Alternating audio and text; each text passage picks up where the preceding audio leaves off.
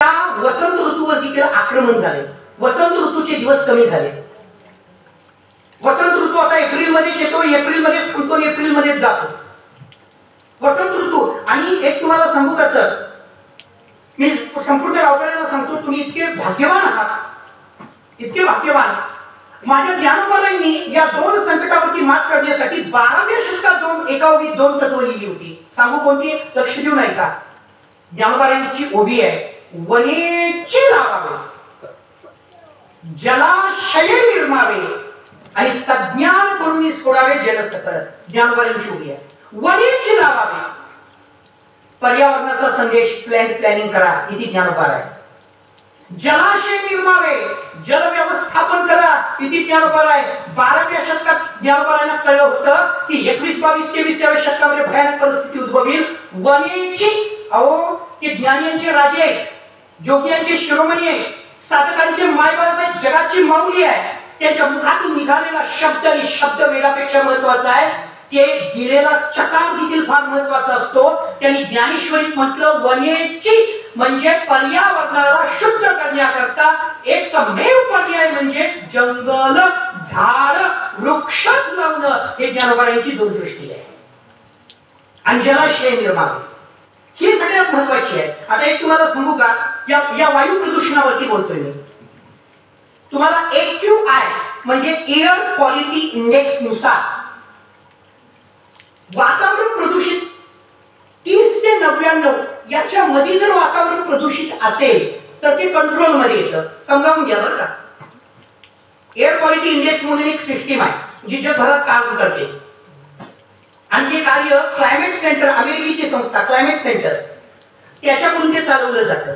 आणि त्यांच्या सांगण्यानुसार असं आहे, वायू प्रदूषणावरती बोलतो मी, पहिल्या तत्वानुसार बोलतो. पहिलं तत्व किती महत्वाचं आहे बोलतो, 30 ते 99 पर्यंत जो आकडा आहे त्याच्यात जर प्रदूषण असेल तर ते कंट्रोल मध्ये येतं.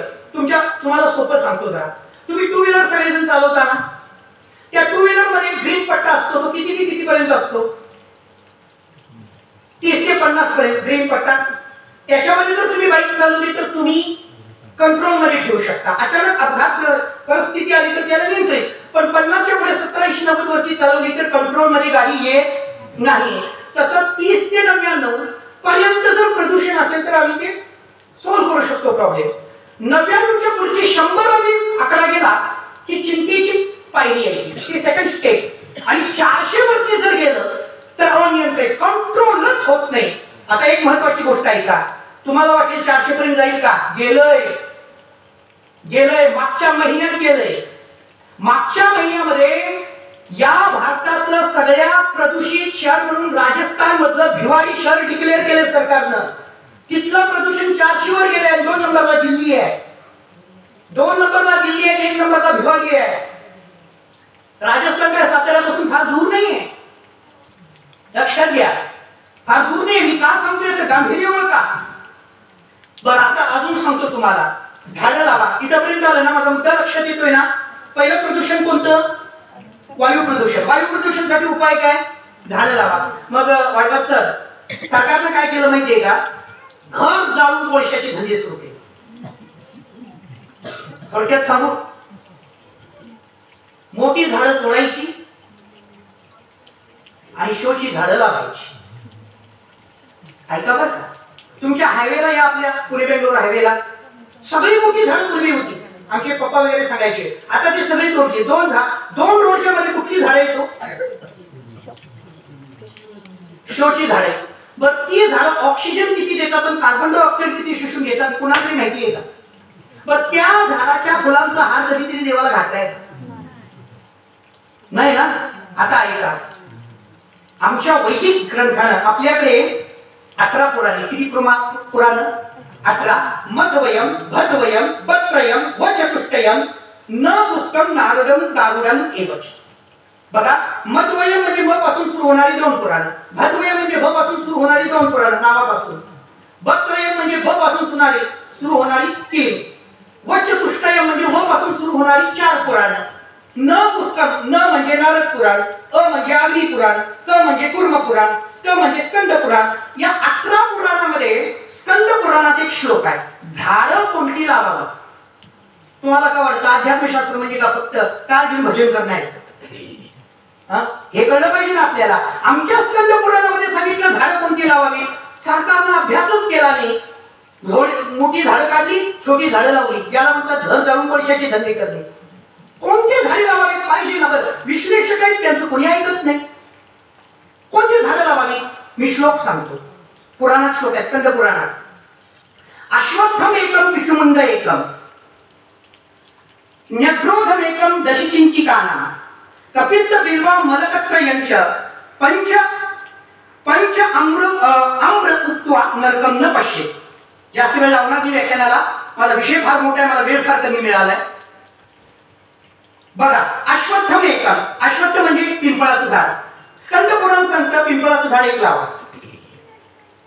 पिचुमंद एकम, लिंबाचं झाड एक लावा. न्यग्रोध एकम, वडाचं एक लावा. दश चिंचिकानाम, चिंचीची 10 लावा. कपित्त बिल्व अमलकत्रयम, कपित्त कवच बिल्व लक्षात घ्या हा. आणि आवळ्याची किती लावा. अमलक म्हणजे आवळा, आवळ्याची 3 लावा. पुढे त्यांनी सांगितलं पंच आम्रम उत्वा, आंब्याची 5 लावा. बरं असं का सांगितलं? स्कंद पुराणामध्ये सांगितलं. का सांगितलं त्याचं कारण आहे. पिंपळाचं एक लावा. तुमची कॉलनी असेल, आता इथं कॉलनी नाही म्हणून इथं डोंगरच आहे सगळ्यावरती, पण जिथं कॉलनी आहे किंवा एखादं छोटं गाव असेल तर तिथं ही झाडं असावी. छोटी छोटी झाडं नसू दे, ही झाडं असावी. त्याचं कारण आहे पिंपळ 100% कार्बन डायऑक्साईड शोषून घेतं. म्हणून काय सांगितलं? अश्वत्थम एकम. कडुलिंब 80% शोषून घेतं. पिचुमिंद एकम. वडाचं झाड 80% शोषून घेतं. चिंचेचं 80%, कवठाचं 80%, आवळ्याचं 74% आणि आंब्याचं झाड 70% ऑक्सिजन वातावरणात काढून घेतं. म्हणून ती झाडं लावावी. हे आम्हाला काय झालेलं आहे, संतांनी सांगितलं, वैदिक धर्माने सांगितलं. आम्ही ती झाडं दिली तोडून आणि त्या ठिकाणी एवढी एवढी झाडं लावली. ती आज लावली की उद्या मरून जातात. काय शानपणा आहे आमचा. आमचे तुकोबारे सर काय बोलतात, वृक्षवल्ली आम्हाला सोयरी. तरुणांना सांगतात प्रेम करा कुणावर, सोयरा करा. कोण? वृक्षवल्ली. पण आमचे तरुण एवढे खतरनाक आहे. वृक्षवल्ली वर प्रेम करायचो, ती वृक्षवल्ली दिली सोडून आणि श्रीवल्लीच्या पाठीमागे माहिती आहे ना तुम्हाला ते झुकेगा नाही सारा तुम्हाला. श्रीवल्लीच्या पाठी काय आपल्या तरुणांना कळायला पाहिजे नाही, तुकोबारांच्या भूमिका कळायला पाहिजे. असो, पण या वैगावकरांना इतकं करायची गरज नाही. मी एकच विनंती करतो, वायू प्रदूषण मुक्त करण्याकरता वैगावने काहीच करायचं नाही, फक्त असलेली झाडं तोडू नका. कारण तुमच्याकडे जे आहे ना ते भाग्याने मिळत नाही. आणि सर एक महत्वाची गोष्ट सांगतो, ज्याला जे मिळतं त्याला त्याची किंमत कळत नाही, किंमतच कळत नाही. किती मोठं भाग्य. बरं तुम्हाला देवाने किती छान छान दिले, पण जे आहे त्याच्यावर सॅटिस्फाईडच नाही आपण, जे नाही त्याच्यावरच उड्या टाकतो. बरं मला सांगा, तुमच्या हाताला किती बोट आहे? बर, 5 बोटांना टोटल हाडांची तुकडी किती आहे? आता नका मोजू तुम्ही, मला माहिती आता लगेच मोजणार तुम्ही. आता कशाला मोजताय? किती वर्ष झाला हात तुमच्या जवळ आहे? मला सांगा ना, तुम्ही आजच का मोजा लागलाय? माझ्या व्याख्यानात काय नटलंय मोजायचं तुमचं? किती वर्ष झाला हात तुमच्याकडे आहे? काय मोजला तुम्ही? त्याची किंमत नाही ना. इकडं 14 आणि इकडं 14, 28 आहे 28, 28 आहे. आता मोजू नका, मला माहिती आहे घरात सगळे पहिला तेच करून बघणार आहे. 28 आहे बरोबर ना? आता घरात जाऊन बघा. बर, याच्यातल्या 10 जणांना देखील माहित नाही की ह्या 28 2 हाताला 28 तुकडे आहेत म्हणून. तर सांगू का, याच्यातला एक तुकडा ज्या दिवशी कट होईल त्या दिवशी लगेच त्याची जाणी होती. एक तुकडा, एक तुकडा, एक तुकडा. नसलं की किंमत कळते, असलं की कोणी बघत नाही. नसलं की किंमत कळते. एक पोरगा आईकडे सारखं घड्याळ मागायचं, आई घड्याळ दे, आई घड्याळ दे, आई घड्याळ दे, आई घड्याळ दे. आई वैतागली. ती म्हटली जाऊ दे, एवढे प्रवचन मला प्रबोधन मला सुद्धा उद्यावरच्या वाईट घेऊन जातो आणि तुला घड्याळच देतो. ते कसं तरी दम काढलं. जशी प्रवचन मला प्रबोधन मला संपले की आई घड्याळ. आई गेली बाई, वाईला गेली, घड्याळाच्या दुकानात घेऊन गेली. आणि घड्याळाच्या दुकानात घेऊन गेल्यावर समोर बाळाला म्हणते, बाळा तुला पाहिजे ते घड्याळ घे. अचानक ते पोरगं आई अशी समोर, बाळ त्याच्या समोर, ते पोरगं त्याच्या समोर आणि आई समोर, ते घड्याळच मागायचं बंद केलं. आईला काही कळलं ना. 8 दिवस घड्याळ मागणारं पोरगं, घड्याळ नाही म्हणून तक्रार करणारं पोरगं, माझ्याकडे घड्याळ का नाही म्हणून दुःखी होणारं पोरगं, घड्याळाच्या दुकानात गेल्यावर घड्याळ का मागत नाही. काय झालं? आईकडे ते बघत नव्हतं, आईच्या पाठीमागं बघत होतास. आईच्या पाठीमागं बघायचं. आई म्हणायची अरे सांग कुठलं घड्याळ पाहिजे, नाही म्हणायचं आणि पाठीमागं बघायचं. आईला काही कळेना ते पाठीमागं का बघतंय, घड्याळ का मागायचं बंद झालं. म्हणून आईनं सहज मान पाठीमागं केली आणि तिला एक असं दृश्य दिसलं की त्याच वयाचं एक पोरगं त्या आईच्या पाठीमागं होतं, त्याला एकही हात नव्हता, ते दोन्ही हात तुटलेलं होतं. आणि मग त्या पोराच्या लक्षात आलं होतं घड्याळ नाही म्हणून तक्रार करणारा मी, ज्याला हातच नाही त्याने तक्रार कशाची करायची.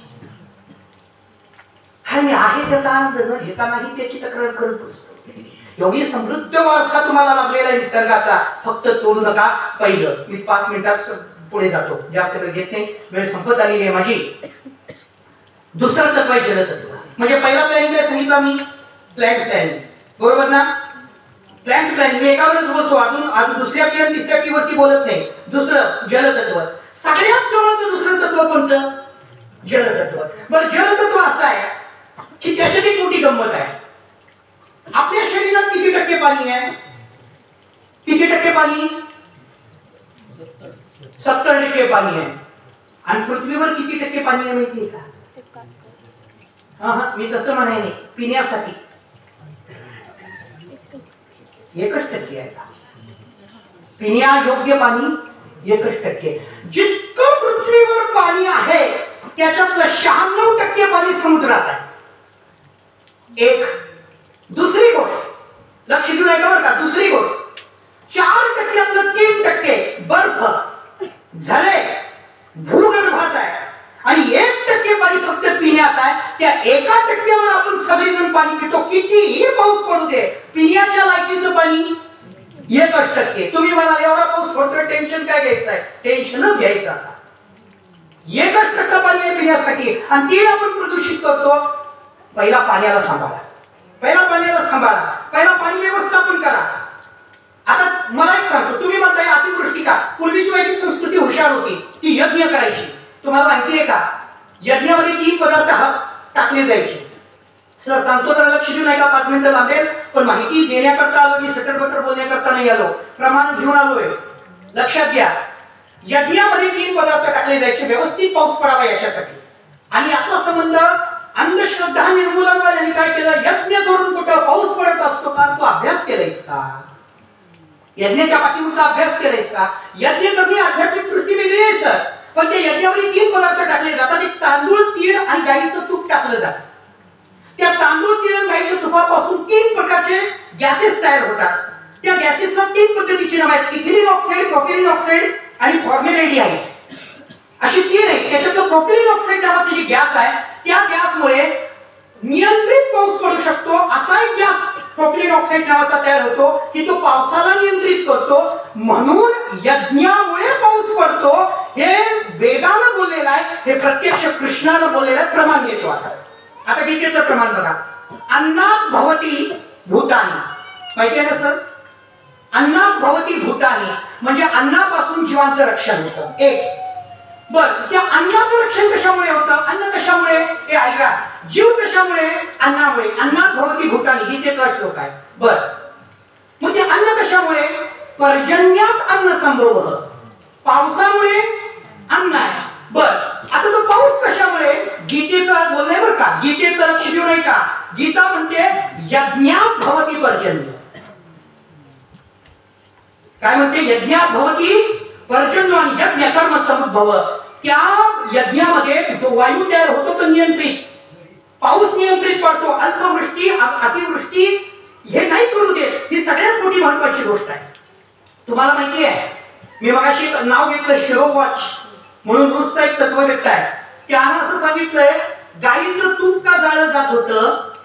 त्याचं कारण आहे, 1 तोळा गाईचं तूप जर तुम्ही जाळला, किती तोळा? 1 तोळा. सोनं म्हणत नाही मी, नाही तर म्हणणाऱ्याला जाळाल तुम्ही, सोनं जाळा म्हटल्यावर. त्याच्यावर ती धाडस करतच नाही मी. लक्षात घ्या, 1 तोळा जर गाईचं तूप तुम्ही जाळला तर 1 1 टन ऑक्सिजन तयार होतं, ही ताकद गाईच्या तुपात आहे, म्हणून यज्ञात तूप टाकलं जातं. आता अजूनही गोष्ट सांगतो. नदीवरती पूर्वीच्या महिला दिवा कशाच्या लावायच्या?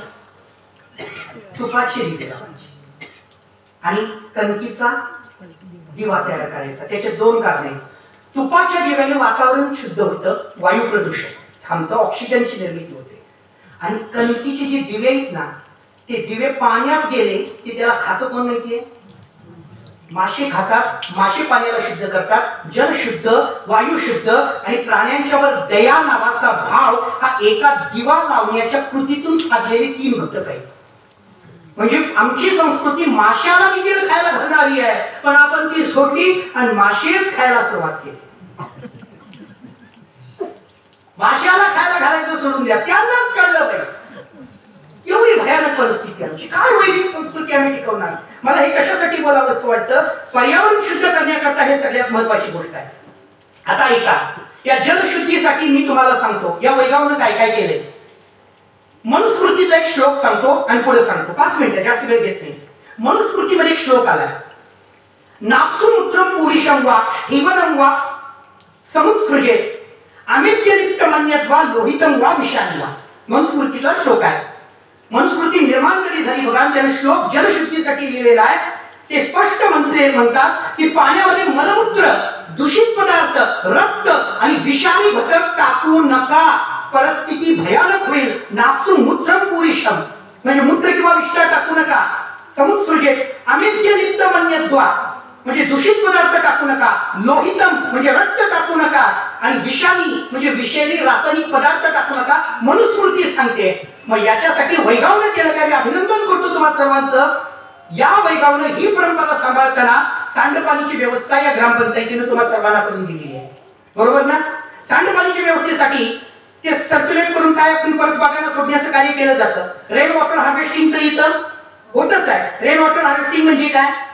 ते 4 स्टेप आहेत त्याचे. पहिली स्टेप पाणी एकत्र करा. दुसरी स्टेप पाणी वाहून न्या. तिसरी स्टेप पाणी साठवून ठेवा. आणि चौथी स्टेप पाणी पुन्हा वापरा. 4 स्टेप आहेत ना. पहिल्यांदा पाणी काय करायचं? एकत्र करायचं. ते काय करायचं? मग त्याला डाऊन स्पॉट्स मधून, नळ्यांमधून काय करायचं? घेऊन जायचं. नंतर ते एका ठिकाणी स्टोअर करायचं आणि नंतर ते पिण्यासाठी, शेतीसाठी म्हणा, त्या घरकामासाठी म्हणा, तुम्ही काय करू शकता? ते यूज करू शकता. बरं, याच्यातनं बेनिफिट काय मिळतात? पाण्यामध्ये आपला पहिला प्रॉब्लेम काय आहे? ऐका, पाण्याची टंचाई. रेन हार्वेस्टिंगचा पहिला उपाय पाण्यावर मात. दुसरा पाण्याचा प्रॉब्लेम आहे जमिनीत पाणीच नाही, बरोबर ना? ज्याला आपण काय म्हणतो भूजल, पुनर्भरण नाही आहे. रेन हार्वेस्टिंगचा दुसरा फायदा काय? पाण्याची पातळी वाढते. तिसरा प्रॉब्लेम काय आहे पाण्याच्या बाबतीत? पाणी अपव्यय होतं, विनाकारण होतं. कारण पावसाळ्यात पाणी येतं आणि पावसाळा संपलं की सगळं निघून जातं. आणि त्याचा फायदा काय होतो सर? पाणी साठवलं जातं. आणि चौथा फायदा काय आहे? पर्यावरणाचं संरक्षण नाही, हा प्रॉब्लेम आहे. त्या याच्यामध्ये स्कीममुळे आपल्याला पर्यावरणाचं रक्षण करता येतं. या स्कीमला या ग्रामपंचायतीनं व्यवस्थित राबवण्याचं कार्य करत असल्यामुळे मी त्यांचं हार्दिक अभिनंदन करतो आणि पुढच्या अशाच कार्यासाठी शुभेच्छा देतो. आणि एक वाक्य लक्षात घ्या सर, तुम्ही 2.5% म्हणता, मी 1% म्हटलोय. 1% पाणी आहे. तुमच्या माहितीसाठी सांगतो वैगावकर, तुमच्याकडे पाणी जास्त आहे असं समजू नका. तुमच्याकडे पाणी जास्त आहे, 1% पिण्याचं पाणी आहे. सर 18 एप्रिल 2024 डेट काढा युट्यूबवर कशावर. 18 एप्रिल 2024 ला या जगातलं जलविहीन शहर म्हणून दक्षिण आफ्रिकेतलं केपटाऊन नावाची राजधानी डिक्लेअर केली गेली. पाणीच नाही. आणि तिथल्या सरकारनं असमर्थता दर्शवली, आम्ही पाणी देऊ शकत नाही जनतेला. कसं तरी पाण्याचं ऍडजस्ट केलं. तुम्हाला सांगतो, तुम्ही घरच्यात म्हणून बोलतो, तिथं आंघोळ करण्यावर बंदी घातलेली आहे. लावून द्यायचं का तुम्हाला? तिथं आंघोळ करण्यावर बंदी आहे. पुढचा ऐकला ना घाटात बसेल. बाथरूमला एकदाच जायचं. कसं ऍडजस्ट करायचं ते तुमचं तुम्ही ठरवा. पण बाथरूमला परत टॉयलेटला जायचं नाही. आता तुम्ही ठरवा केपटाऊन मध्ये जायचं का वैगावात राहायचं. तिसरी महत्वाची गोष्ट, बाथरूमला मी बोलतो, घरच्या आत म्हणून बोलतो, बोलणं गरजेचं आहे म्हणून बोलतो, बाथरूमला पाण्याचा वापर नाही, पेपरचा वापर करायचा. केपटाऊनचे रूल सांगतो मी तुम्हाला, केपटाऊनचे रूल लक्षात घ्या. आणि प्रत्येक परिवाराला फक्त 25 लिटर पाणी दिलं जातं केपटाऊन मध्ये. मग तुम्हाला काय पाहिजे ते तुम्ही ठरवा. एवढी भयानक परिस्थिती आहे. आपण तो विचार केला पाहिजे. जलतत्व, दुसरं तत्व, तिसरं तत्व आहे पृथ्वी तत्व. मी 2 मिनिटात असते. पृथ्वी तत्व आता तुम्हाला सांगू, जेवढी पृथ्वी आहे त्याच्यातली 10% पृथ्वी बर्फाने बंद आहे. पृथ्वी तत्व काय करायला पाहिजे बघा. ते 10% बर्फ आहे ना पृथ्वी तत्वातलं, ते बर्फान आहे 10%. 15% दगडाने वाळूनी आहे. 7% पृथ्वी दलदलीचा भाग आहे. 2% पृथ्वी खाणी आहे, तिथं खाणी आहे. आणि फक्त 16% आणि 50% पृथ्वी ही जनसंख्येनं व्यापलेली आहे आपल्या याच्या राहण्यासाठी. आणि फक्त 16% पृथ्वी शेतीसाठी बाकी आहे. मी पृथ्वी बोलतोय, भारत नाही. शेतीसाठी किती टक्के? फक्त 16% उत्पादन होतं. आणि आम्ही त्याही जमिनीला प्लॉटिंग करतो, काळ्या मातीला प्लॉटिंग करतो आणि तिथं शहर उभं करतो. उद्या जमीन नाही तर खाणार काय? करायला विचार तुम्ही. मग याच्यावर उपाय काय? बर, जी जमीन आहे ती जळालेली आहे म्हणून आपल्याकडे वैगावचे अभिनंदन. अजून वैगावचा समृद्ध वारसा चालवता एक निर्णय, वनवाबंदी. बरोबर ना? वनवाबंदी केली, अभिनंदन तुमचं. पृथ्वी तत्व सांभाळावं लागेल आपल्याला. फक्त 16%. मग काय करावं लागेल? जी दगडाळ जमीन आहे त्याच्यावरती घर मजल्यावर मजलं बांधा. पण चांगली जमीन राहण्याकरता दिखाव्यासाठी मोठं फुल स्क्वेअर फूट मधलं घर बांधण्यापेक्षा कमी स्क्वेअर फूट मधलं उंचीचं घर बांधा, असे निर्देश आहेत. हे पृथ्वी तत्व सांभाळणं गरजेचं आहे. ठीक आहे. मी याच्यासाठी आता तुम्ही ऐकलेलंच आहात. या पृथ्वी तत्वाला सांभाळण्यासाठी 16% शेतीतून जास्तीत जास्त उत्पादन येण्यासाठी तुम्ही नळ्या पद्धत वापरताय. बरोबर ना? नळ्या पद्धती कशा पद्धतीची असते तुम्हाला माहिती आहे. मला वाटते 10x7चा हौद बांधायचा, 9 इंचीची भिंत बांधायची, त्याला मधून मोकळीकता ठेवायची, माती आणि विटांची बांधायची, त्याच्यामध्ये तुमच्या सगळा कचरा टाकायचा, त्याच्यामध्ये गांडूळ सोडायचे, त्याच्यातनं जे काही होतं ते तुम्ही विकू शकता आणि शेतीसाठी वापरू शकता. त्याला जीवाश्म खत म्हणतात, वनस्पतीजन्य खत म्हणतात. बरोबर ना? जीवजन्य खत म्हणतात. त्याच्यामुळे जमीन जी आहे ती सुरक्षित राहील. हे पृथ्वी. आणि याच्यासाठी या वैगावचं मी हार्दिक अभिनंदन करतो की ज्याला कॅपॅसिटी नाही, क्षमता नाही की त्याला हौद बांधावा, जागा नाही हौद बांधावा, त्याच्यासाठी या वैगावच्या ग्रामपंचायतीने 100 ड्रम मला वाटतं बहुतेक देऊन टाकलेले आहेत गावाला की त्यांनी ती खतांची निर्मिती करावी. याच्यासाठी हार्दिक अभिनंदन करतो.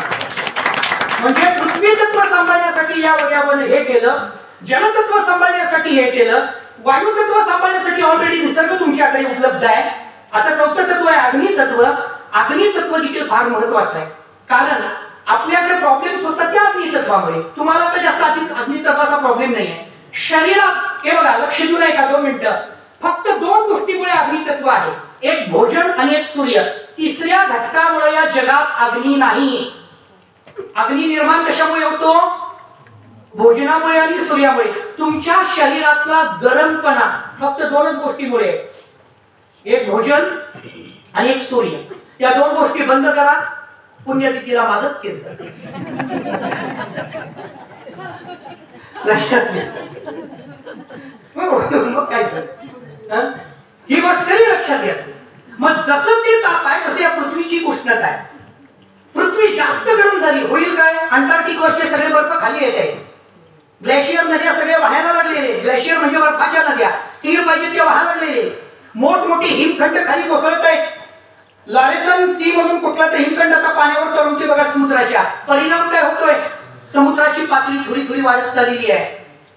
आणि जेवढं पृथ्वीचं एक क्लायमेट आहे की याच्या पलीकडे डिग्री सेल्सिअस मध्ये जात नाही, त्याच्यामध्ये मागच्या शतकात 1% जास्त झाले. आणि 21व्या शतकाच्या शेवटी 2% वर म्हणजे वाढलं तरी 2% वर वाढू नये याच्यासाठी शास्त्रज्ञ प्रयत्न करतायत. पण अनुमानानुसार 5% वर पृथ्वी गरम होईल असा अनुमान आहे. आणि 5% गरम पृथ्वी झाली तर त्याचा परिणाम काय होतो ऐका. स्तन्य जीव 5000 परिणाम पडेल. ज्यांना स्तन आहे अशा प्रकारचे जीव 5000 जीवांवर प्रकारांवर परिणाम पडतो. सरपटणारे 3000 जाती पृथ्वीतून संपून जातील. 28.8% उत्पादन देणाऱ्या मातीची क्षमता कमी होईल. 28.8% क्षमता त्याची कमी होईल. एवढी भयानक परिस्थिती गरम जर झाली पृथ्वी तर होईल. ज्याला आपण ग्लोबल वॉर्मिंग म्हणतो. म्हणून तर उन्हाळा सहन होत नाही, पावसाळा ती म्हणजे भयानक परिस्थिती झाली. मग याच्यासाठी आपण काय करायचं? झाडच लावायची, झाडच लावायची. आता शेवटचं बोलतो आकाश तत्व. हे जे आकाश तत्व आहे त्याचा फारसा आपल्याला परिणाम दिसत नाही, कारण तो दीर्घकालानंतर होणारा परिणाम आहे. आपण जे स्पेस सेंटर्स उभे केलेत ना, स्टेशन सगळे, त्याचा परिणाम आकाश तत्वावरती. शास्त्रानुसार आकाश हे निर्लिप्त आहे, ते कधीही दूषित होऊ शकत नाही, आकाशाला लेप लागू शकत नाही. म्हणून संतांचं वर्णन करताना आकाशाची उपमा दिली. संतांचं वर्णन करताना भगवंताच्या नामाचं वर्णन करताना आकाशाची उपमा दिली. गगनाहुनी वाढ नाम आहे का? कारण निर्लिप्त आहे, पण तरी देखील त्याचा हे बघा. आकाशाचे 2 प्रकार आहेत. एक निर्लिप्त आकाश आणि एक व्यावहारिक आकाश. पृथ्वीचं ऍटमॉस्फिअर मध्ये जे आकाश आहे, स्पेस आहे, ते व्यावहारिक आकाश आहे. आणि पृथ्वीच्या पलीकडचं जे आकाश आहे ते निर्लिप्त आकाश आहे. तिथं ताकद अजून आपण प्रदूषित करू शकत नाही, ते अनलिमिटेड आहे, अफाट आहे, तिथे काय करू शकत नाही. पण पृथ्वीच्या घेऱ्यातलं जे आकाश आहे ते व्यावहारिक आकाश आहे. व्यावहारिक म्हणजे त्याच्यात आपले व्यवहार चालू आहे, बरोबर ना. आणि ते आकाश जर प्रदूषित झालं तर त्याचा पहिला परिणाम पडतो ओझोन थरावरती. आणि ओझोन थर पातळ झालं की आम्ही पण सर पातळ झाल्याशिवाय राहणार. नुसता घामच निघाला म्हणून समजा, कितीही खा, घामातूनच जाणार सगळं. एवढी भयानक परिस्थिती निर्माण होईल. आपण पृथ्वी तत्व सांभाळलं पाहिजे, आपण अग्नी तत्व सांभाळलं पाहिजे. याच्यासाठी वैकावनं अनेक पद्धतीने उद्दिष्ट पूर्ण करते. का माझं वसुंधरा अभियान अजून एक तुम्हाला जाता जाता सांगतो. माझं व्याख्यान झालेलं आहे, जास्त वेळ घेत नाही कारण इथं वेळेचं बंधन आहे. पण एक जाता जाता एक महत्वाची गोष्ट सांगतो. गाव सदृढ कधी होतं माहितीये? ज्या वेळेला गावाची ग्रामपंचायत सदृढ होते. ग्रामपंचायत सदृढ असेल तर गाव सदृढ होणार, लक्षात घ्या. त्याच्यामुळे माझी एक विनंती आहे, ग्रामपंचायतीला मजबूत करा. ग्रामपंचायतीला तुमचा विकास कधी होणार? ग्रामपंचायत. तुम्ही टॅक्स भरला, तुम्ही वेळेवर. आणि एक फी मध्ये एक फी सांगितला बघा. पहिला फी कोणता सांगितला होता? प्लॅन. दुसरा कोणता?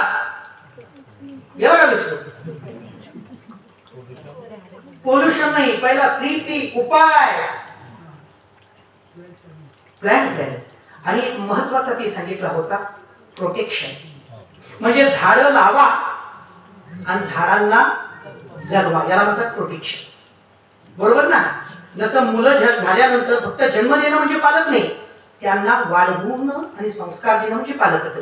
तसं झाडं लावणं म्हणजे जबाबदारी नाही, लावलेल्या झाडाला सुरक्षित ठेवणं, वाढवणं म्हणजे प्रोटेक्शन. आणि तिसरं दिलं होतं पार्टिसिपेट, सहभाग नोंदवा.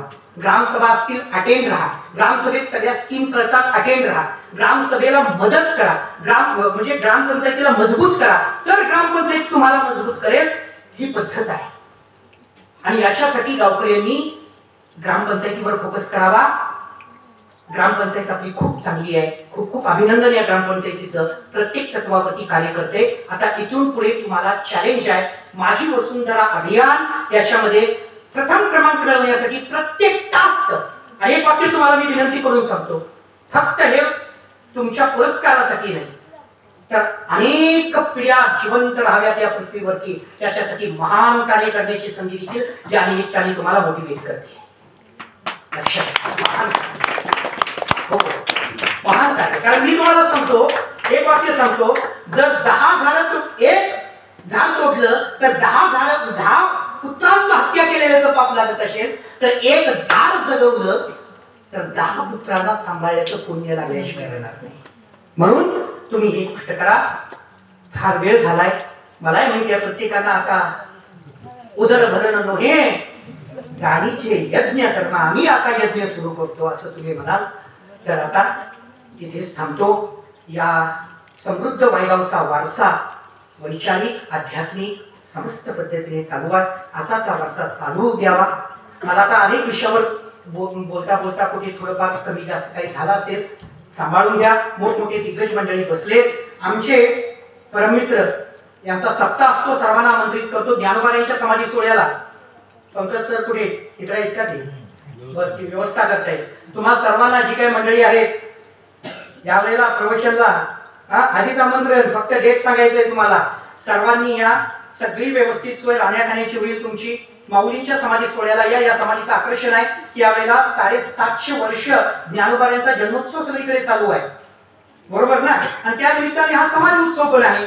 तर अशा पद्धतीने आमंत्रित करतो. खूप मोठा सप्ताह असतो, नियोजन छान असतं, अन्नदान असतं. तुम्ही सर्वांनी सहभागी व्हा आणि माऊलींच्या चरणाला आपण लागूया. झालेली जी काय व्याख्यान रूपी सेवा असेल ती मी देवीच्या चरणावरती आणि तुम्हा समस्त गावकऱ्यांना माझी वसुंधरा अभियानाकरता शुभेच्छा देतो आणि तुमच्याच ठिकाणी ही सेवा मी समर्पित करतो. इथेच थांबतो. कुंडलिक वरदाय विठ्ठल श्री ज्ञानदेव तुकाराम गजाननाथ भगवान की, ईश्वर महाराज की जय, सद्गुरु